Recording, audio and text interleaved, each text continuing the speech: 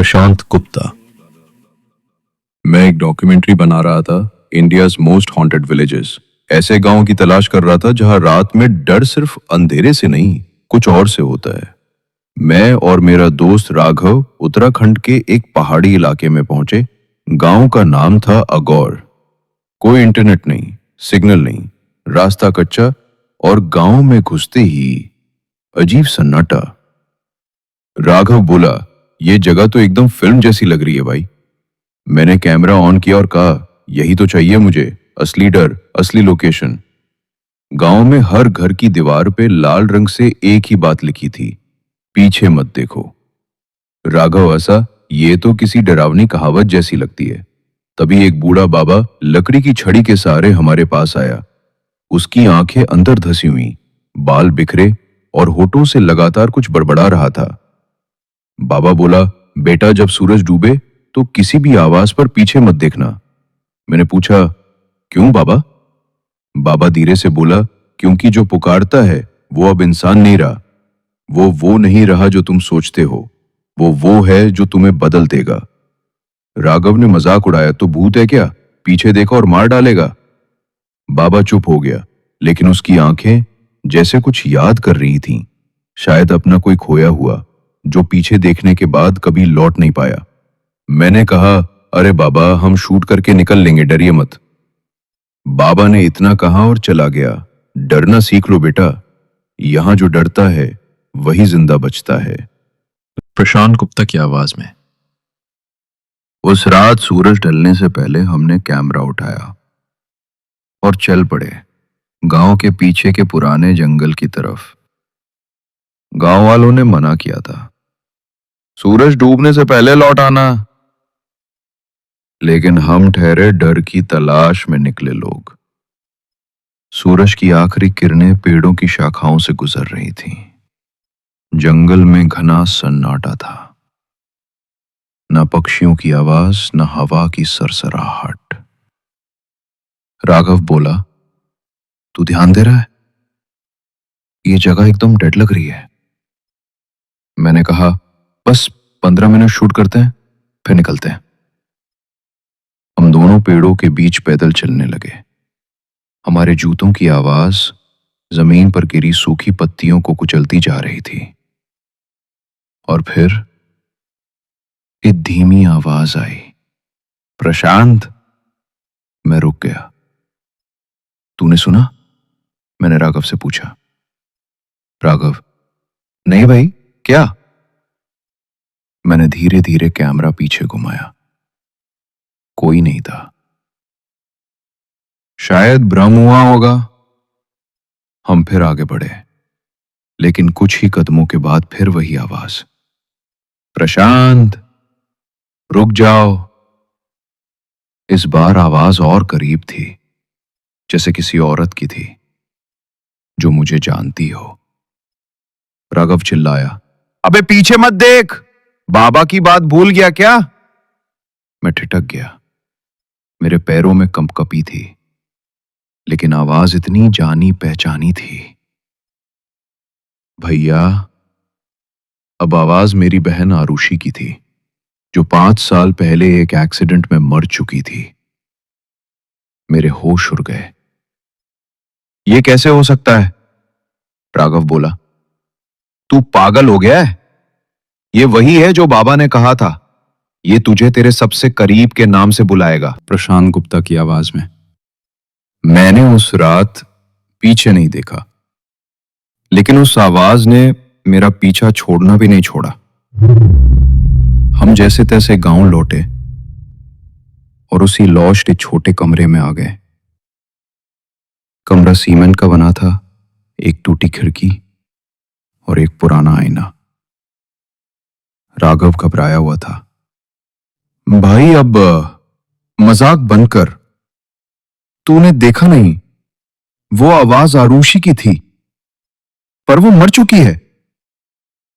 मैं चुप था, क्योंकि मेरे दिल के किसी कोने में वो आवाज सच में जानी पहचानी थी।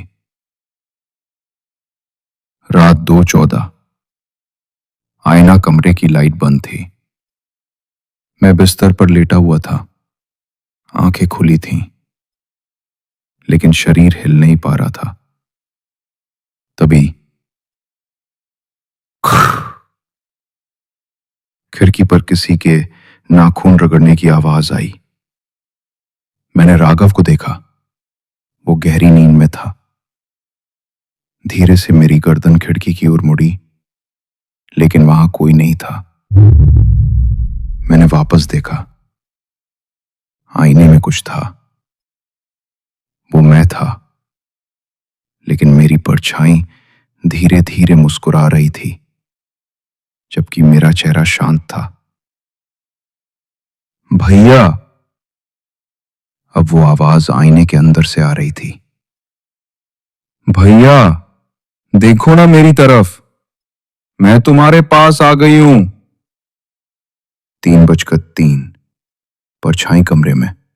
मैंने देखा कि राघव के बिस्तर के नीचे किसी के पैर झूल रहे थे, लाल, उल्टे और गीले। मैं चिल्लाया, राघव उठ! लेकिन मेरी आवाज मुंह से निकली ही नहीं, जैसे किसी ने मेरा गला पकड़ लिया हो। दरवाजा अपने आप बंद हुआ और कमरे की लाइटें ब्लिंक करने लगी। अब सामने दीवार पर ब्लड से लिखा था, कहा था ना, पीछे मत देखो। प्रशांत गुप्ता की आवाज में। अगली सुबह जैसे तैसे हुई। राघव पूरी रात कांपता रहा और मैं अब भी वही आवाज सुन रहा था, पीछे मत देखो। हम सुबह बाबा के पास गए।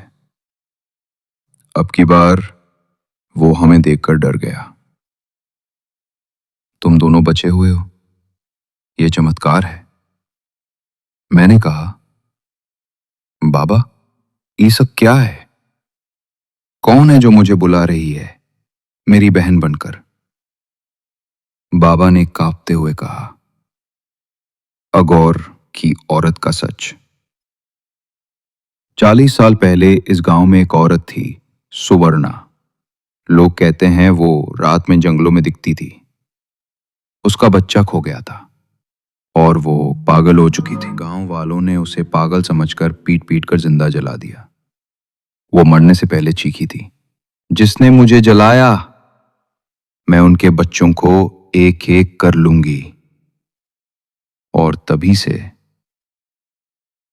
उसकी आत्मा उसी जंगल में रहती है। वो लोगों को उनकी सबसे प्यारी आवाज में बुलाती है। जो भी पीछे देखता है, उसकी आत्मा खींच कर ले जाती है और उसके शरीर में खुद घुस जाती है। राघव डरकर बोला, तो जिसने पहली बार पीछे देखा, वो अब सुवर्णा है? बाबा ने मेरी तरफ देखा और कहा, शायद तुमने देखा है, लेकिन पूरी तरह खींची नहीं गई। लेकिन अगली बार तुम उसके हो जाओगे। उसकी निशानी। मैंने अपने गले में अजीब से जलने के निशान देखे। मेरी आंखें अब लाल हो रही थीं। मैं सपनों में अपने ही शरीर से बाहर खड़ा खुद को देख रहा था। प्रशांत गुप्ता की आवाज में। मैंने तय किया, अगर ये सब मेरे साथ हो रहा है तो मुझे उसे सबूत बनाकर दुनिया के सामने लाना होगा। मैंने उस रात की रिकॉर्डिंग निकालकर फुटेज चेक करना शुरू किया। 3:03 AM की फुटेज। वीडियो का फ्रेम ब्लर था, लेकिन कुछ सेकंड बाद तस्वीरें साफ हुई। मैं खड़ा हूं, कैमरा पकड़े, लेकिन मेरी परछाई मुझसे अलग धीरे धीरे मुस्कुरा रही है। मैं आगे देख रहा हूं, लेकिन मेरी परछाई सीधे कैमरे की तरफ देखती है, जैसे वो जानती हो कि कोई देख रहा है। कैमरा हिलता है और अब स्क्रीन पर एक औरत की काली आकृति आती है। सिर झुका हुआ, बाल बिखरे, चेहरे पर कुछ नहीं, बस गहरा साया। एक फ्रेम में मैं खुद नहीं था। मेरी जगह एक काली परछाई खड़ी थी और मैं आईने में कैद था। राघव दहाड़ मारकर चिल्लाया, ये क्या है भाई? ये तू नहीं है? मैं पसीने से तर था। मैं ये सब कैसे एक्सप्लेन करूं? क्या मैं अब भी मैं ही हूं? और फिर कैमरा बंद नहीं हुआ। कैमरे के अंत में रिकॉर्डिंग चल रही थी, जबकि मैंने उसे बंद कर दिया था। अब जो दिखा वो आखिरी चेतावनी थी। सीन 5। कैमरे के सामने दीवार पर लिखा था, अब सिर्फ एक बार पीछे देखना बाकी है। और कैमरे में मेरे पीछे वो खड़ी थी। और तभी कैमरा अपने आप बंद हो गया। कुछ आवाजें सिर्फ सुनने के लिए नहीं होती, कुछ बातें होती हैं आखिरी बार कहने के लिए। और उस रात मैं जानता था ये मेरी आखिरी रात हो सकती है। तेरे में बुलावा राघव ने मुझसे कहा, आई चल निकलते हैं इस गांव से, ये जगह तेरे लिए नहीं है। मैं बोला, अब देर हो चुकी है। मैं उसकी आवाज हर जगह सुनता हूं, खिड़की में, बिस्तर के नीचे, आईने में, और अब अपने अंदर। उस रात मैंने कमरे की सारी लाइटें बंद कर दी, कैमरा चालू कर दिया और खुद को रिकॉर्ड करने लगा। 7:19 सन्नाटा। 3 AM दरवाजा खुद ब खुद खुला। ठंडी हवा अंदर आई और साथ में, प्रशांत पीछे देखो। मैंने आंखें बंद कर ली। दिल इतनी तेज धड़क रहा था जैसे बाहर निकल आएगा। भैया, तूने वादा किया था ना कि तू मुझे अकेला नहीं छोड़ेगा, तो आज मेरी तरफ देख ले। अब आवाज आरुषि की थी, मेरी मर चुकी बहन की। 3-3 पीछे देखा। मैं हिला नहीं, लेकिन फिर एक स्पर्श, कंधे पर किसी ने हाथ रखा और मैंने पीछे देखा। जो दिखा वो इंसान ही नहीं था, वो औरत नहीं थी, वो कोई शक्ल नहीं थी, बस एक काली परछाई जिसका चेहरा नहीं, बस गहराई थी। और वो मेरे चेहरे को छूने लगी। अब तू मेरा है। मैं चिल्लाया नहीं, क्योंकि मेरे अंदर अब कोई आवाज बची ही नहीं थी। मेरी आंखें खुली थीं, लेकिन देख वो रही थी। मेरा शरीर हिल रहा था, लेकिन काबू उसका था। अगली सुबह राघव कमरे में आया।